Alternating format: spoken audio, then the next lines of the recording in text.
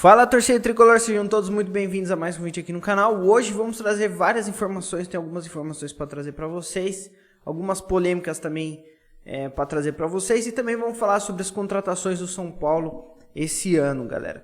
Bom, vamos começar o seguinte, o Daniel Alves se envolveu numa nova polêmica hoje pela manhã. Hoje é dia 7 de setembro, dia da independência, e aí ele resolveu mostrar apoio a um lado político, na qual não agradou muita gente. Então, muita gente que acabou criticando ele, xingando ele, chamando ele de fala bosta, como sempre. Enfim, prefiro não dar muito partido político, até porque eu odeio política, não quero nem saber do lado A nem do lado B, para mim tanto faz. Eu tenho um pensamento contrário tanto ao lado A quanto ao lado B, e para mim não me interessa.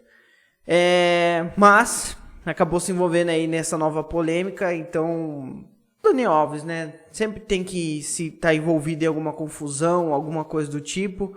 Ele sempre tem que ser o centro das atenções. Até porque aquele jogo do Brasil contra a Argentina no domingo, você pode ver, cara, todo o lado onde estava o Messi, o Neymar, ele tava do lado. Toda a câmera que tinha, ele queria tá ali aparecendo, queria estar sendo o centro das atenções. Eu acho que pelo fato dele ter vindo pro São Paulo, como ele disse que trouxe o São Paulo pro mundo, acho que pelo fato dele ter vindo pro São Paulo, acho que ele perdeu um pouco essa mídia. E aí a única chance dele aparecer de novo na mídia é estando do lado do Messi, do Neymar, do Di Maria, de todos esses caras aí. Você pode ver, naquela confusão inteira lá que aconteceu contra a Argentina, ele tava do lado dos argentinos ali, toda a câmera que tava aparecendo, ele tava querendo ser o holofote, abraçando o Messi, dando risadinha. Esse é o Daniel Alves, sempre querendo ser o centro das atenções. Bom, falando em lateral direito, o Orejuela, muita gente está comentando o que anda acontecendo com o Orejuela, por que ele não consegue jogar, por que ele não consegue ter sequência. E muita gente, e aí eu acabei recebendo algumas informações de que o Orejuela, ele é uma pessoa tímida, ele tem dificuldade de adaptação no São Paulo, justamente por ele ter esse lado tímido. Ele não fala muito, é um jogador quieto, que não fala, não se expressa muito. E por mais que tenha estrangeiros no clube, ele não consegue entrar no clima do São Paulo. Bom, na minha opinião, já passou da hora de entrar no clima, né, irmão? Foi gasto 13 milhões em você, cara. Tu tem que começar a jogar bola. E outro, eu acho que não é nem... Além disso, além desse problema da adaptação, eu acho que ele deve ter algum problema em campo, nos treinamentos, porque o Crespo não coloca ele. Se ele fosse um craque, não falasse com ninguém, fosse uma pessoa calada, e fosse um craque de bola no campo, no treinamento, pode ter certeza que eu acho que o Crespo colocaria ele em campo. Então eu acho que além disso tudo ainda envolve o futebol mesmo.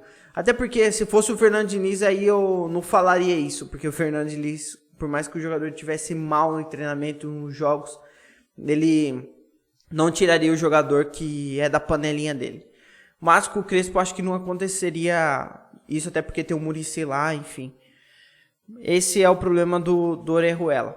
Bom, desculpa aí, bati de novo. É o segundo vídeo que eu bato o pé na câmera. Peço desculpa pra vocês. Bom, galera, é o seguinte. O São Paulo vai entrar no segundo turno agora, né? O São Paulo quer se distanciar do Z4. Pra vocês saberem, ó, o São Paulo é o segundo... Vai entrar o segundo turno na 15ª colocação. Ele tá somente 4 pontos do Z4. Muita gente, quando começou o campeonato, o São Paulo tá na Libertadores, o São Paulo tá na Copa do Brasil, então tem que focar nesses campeonatos, deixa o brasileiro pra lá. Bom, eu sempre falei aqui que não deveria deixar o brasileiro pra lá. Tem que focar no brasileiro também, porque é um campeonato traiçoeiro, né? Se você ganhar 2, 3 jogos, você já tá lá em cima. Se você perder 2, 3 jogos, você já tá lá embaixo. É incrível o campeonato brasileiro, o equilíbrio que é o campeonato. Então, o São Paulo tá apenas 4 pontos do Z4. Só pra vocês terem uma ideia, em 15º tá o São Paulo com 22 pontos. Em 16º o Bahia com 21. Em 17º com 18 pontos o América. Em 18º com 17 pontos o Sport, em 19º com 16 pontos o Grêmio e com 7 pontos em 20º tá a Chapecoense. A Chapecoense eu acho que pra mim é difícil recuperar. A Chapecoense praticamente já caiu, na minha opinião. Acho muito difícil recuperar, muito difícil. Né? Tem que tirar aí 11 pontos pra conseguir sair da zona de rebaixamento e torcer pra todos os outros times perderem nessa sequência aí. Mas enfim, São Paulo tá em 15º. Mas, aí que tá, se o São Paulo focar no Campeonato Brasileiro, tá somente 10 pontos do G4, tá? Somente 10 pontos. Então, se ganhar 2 jogos, 3 jogos, já joga lá pra cima de novo. Então, o São Paulo aí vai focar aí no Campeonato Brasileiro, até porque já saiu fora da Libertadores. Bom, o elenco voltou aos treinamentos hoje, depois de 3 dias de descanso, sábado, domingo e segunda. Voltará hoje, fizeram alguns trabalhos físicos, fizeram alguns trabalhos em campo já também. Tanto os contratados como os que estão recuperando de lesão, como também o Arboleda também já está retornando também. Então o São Paulo deu esses 3 dias de descanso aí, justamente por conta do desgaste físico que o São Paulo teve, até porque emendou uma temporada na outra, o São Paulo não deu férias. Então, foi um acordo que fizeram com os jogadores de não dar férias, justamente para focar em tirar o São Paulo da fila e ser campeão e ser campeão paulista. Foi o que realmente aconteceu. Só que depois disso começou a acontecer um monte de problema físico, o jogador lesionando, e o São Paulo resolveu dar esses 3 dias de folga aí justamente para evitar mais desgaste físico. Bom, por falar em desgaste físico, vamos entrar aí nos 9 contratados do São Paulo nessa temporada. O São Paulo contratou 9 jogadores nessa janela. As novidades são o Gabriel Neves e o Caleri, que ainda não estrearam e acabaram de ser contratados no último dia da janela. Vamos fazer um balanço aqui dos jogadores que o São Paulo contratou e vamos falar um pouquinho aqui sobre eles. Bom, em primeiro lugar, o São Paulo trouxe o Bruno Rodrigues. O Bruno Rodrigues foi um jogador contratado por empréstimo lá da Ponte Preta. Da Tombense, né, no caso, ele estava emprestado na Ponte. Ele jogou somente 85 minutos no São Paulo e foi dispensado pelo clube. Bom, na minha opinião, eu acho que o Bruno Rodrigues merecia mais oportunidade, só que depois daquele episódio do jogo contra o Santos, que ele saiu dando risada quando o time tinha perdido o jogo, eu acho que manchou um pouco a imagem dele. E claro, a gente não sabe como que foi o trabalho dele nos treinamentos. Obviamente deve ter sido horrível para o cara ser opção. O Crespo até que chegou a colocar o Everton Felipe e não colocou o Bruno Rodrigues, só para vocês terem uma ideia. Bom, o segundo contratado do São Paulo foi o William, volante. Ele tem 34 anos, ele fez 5 jogos somente pelo São Paulo e desde então nunca conseguiu ter uma sequência, teve uma série de lesões. Na última lesão dele, ele ficou 2 meses praticamente fora, voltou a jogar, jogou 16 minutos e machucou de novo. E desde então, acho que já faz mais um mês já que ele tá lesionado. Mas parece que ele tá recuperando, tá voltando aí aos trabalhos físicos no gramado. Mas mesmo assim, é um jogador que é propício à lesão. O terceiro contratado foi justamente o Éder. O Éder, ele teve uma boa sequência, na minha opinião. Ele é um bom jogador. Só que é a mesma situação, lesão e desgaste físico. Até o momento ele fez 22 partidas, ele fez 5 gols e deu 2 assistências. Acho que ele é um bom jogador. Só que as lesões atrapalham ele. E sempre atrapalhou ele na carreira dele inteira. O quarto contratado do São Paulo foi o Miranda. O Miranda fez somente, por incrível que pareça, não parece esse dado. Parece que ele jogou muito mais. Mas ele fez somente 28 partidas pelo São Paulo. Ele tem 1 gol e tem uma assistência. Mas ele é uma peça crucial ali na zaga. Quando o Miranda tá jogando ali na zaga do São Paulo, é incrível a segurança que o São Paulo tem. Ele tira todas as bolas, excelente zagueiro, não tem nem que falar. Uma das melhores contratações do São Paulo. A quinta contratação, que foi a melhor até o momento, na minha opinião, foi o Rigoni. O Rigoni fez 21 jogos, ele tem 9 gols e 5 assistências em 21 jogos. Ele também é artilheiro da Copa do Brasil com 5 gols em 4 jogos. Que nem que falar do Rigoni, né? Peça fundamental do São Paulo, melhor jogador da temporada do São Paulo, na minha opinião, é o Emiliano Rigoni.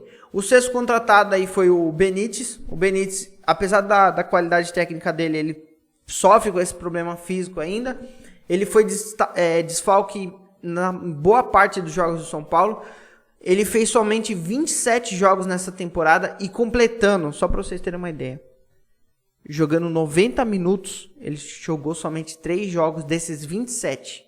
O São Paulo tem quase 50 jogos na temporada, ou seja, já atuou metade. E dessa metade ele jogou somente 3 jogos dos 90 minutos. Ele tem uma média de 45 minutos em campo somente.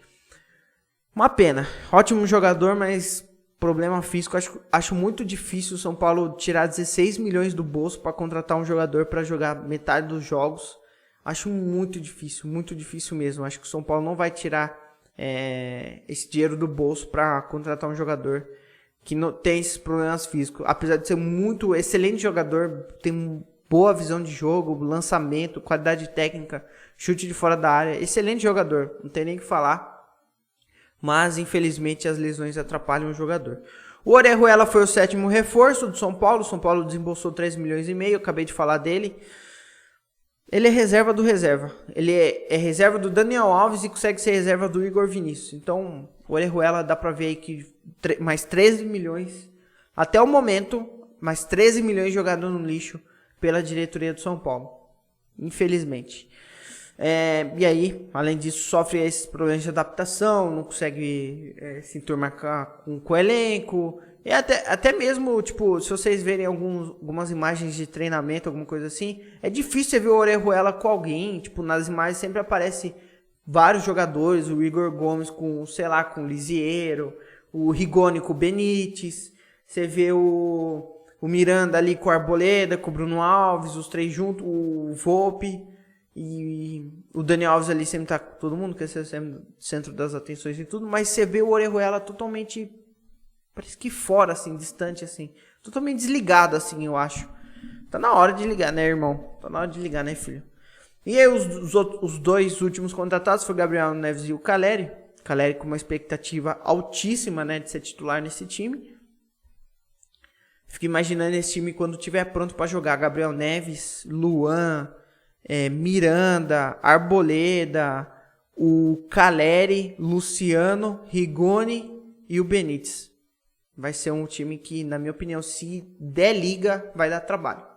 Vai dar trabalho. Bom, galera, essas foram as informações de hoje. Espero ver se vai ter muita coisa. Até porque o São Paulo não tá jogando, então difícil ter alguma informação. Até porque os jornalistas não podem entrar no centro de treinamento por conta da pandemia. Então fica ali meio restrito em relação às informações. Até porque o São Paulo ficou 3 dias fora. Então não sei se eu volto amanhã. Se eu não voltar amanhã, prometo pra vocês que eu volto na quinta-feira. Fechou? Então é isso. Espero que tenham gostado. Valeu, falou, tamo junto, é nóis e valeu.